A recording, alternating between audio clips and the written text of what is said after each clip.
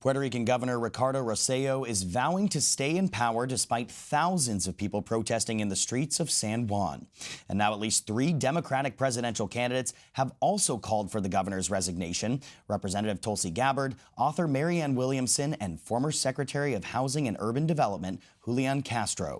Thousands have been marching in the streets since Monday after homophobic and sexist messages between the governor and his administration were leaked. 2 of Rossello's top aides have also been arrested on corruption charges. Joining me on the phone is Representative Tulsi Gabbard. She's a congresswoman from Hawaii and a 2020 Democratic contender. Tulsi, Congresswoman, thank you so much for joining us. What do you hope to accomplish in Puerto Rico during your visit? Thank you, and thanks for talking about what's going on here. I'm really here to stand in support of and to stand in solidarity with our fellow Americans here in Puerto Rico who've been suffering and struggling under a very corrupt government for far too long. This is far more than about slurs pushed out in leaked chats. What people are gathering here for by the thousands is to point out the deep-seated corruption within this government, which is fueling their calls for the governor's resignation. The people of Puerto Rico do not have a government of, by, and for the people. These are our fellow Americans. We've got to stand with them, calling on the governor to resign and make sure that their voices are heard and that their needs are met. And the images of San Juan right there are pretty remarkable to see how many people are just packed in those streets. Congresswoman, what would you like to see the governor do here?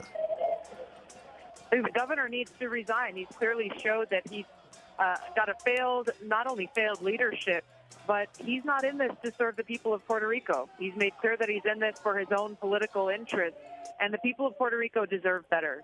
My first deployment to Iraq, I had the opportunity to serve alongside soldiers from the Puerto Rico Army National Guard. These are patriots who voluntarily put their lives on the line to serve our country. And this is our opportunity to stand with our fellow Americans, with our fellow patriots, for love of our country, for love for each other, and say, hey, we will make sure that you've got a government that is actually hearing your voices and that's serving your interests. I think that's what people are calling for here. And I'm standing out here on the street with people of all walks of life, all ages, all backgrounds coming together and speaking with one voice. And that voice is saying, we stand for each other, we stand for the people and our future.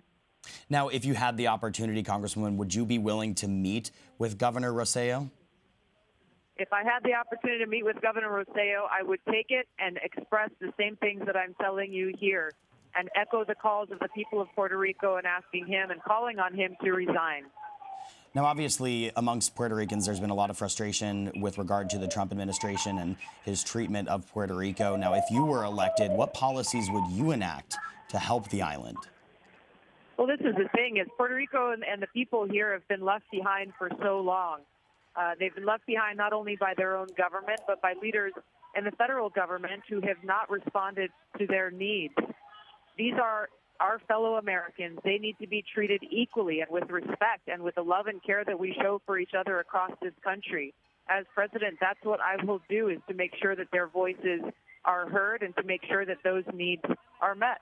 And does that mean like fiscal needs as well, when it comes to aid and things like that? The fiscal challenges here are great, and they are here because of this corruption within this government that's been in power here in Puerto Rico for a long time. So the federal government does need to work with the leadership here in Puerto Rico to help get them out of the fiscal straits that they're facing. All right, now switching gears here, as you know, the Iranian Revolutionary Guard boarded 2 oil tankers in the Strait of Hormuz. What would your strategy be with dealing with a more aggressive Iran? Well, let's just be straight about why we're in this situation in the first place. Donald Trump and his neocon hawk cabinet of people like Mike Pompeo, John Bolton, and Nikki Haley have created this situation.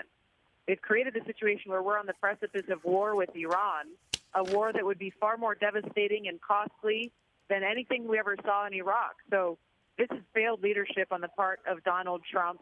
And if he wants to put the interests of the American people and my fellow service members in our country first, then he will swallow his pride, open up these back channels, and start having conversations with Iran about how to de-escalate these tensions immediately so that both the United States and Iran can get back into the Iran nuclear deal and move forward with a path towards peace.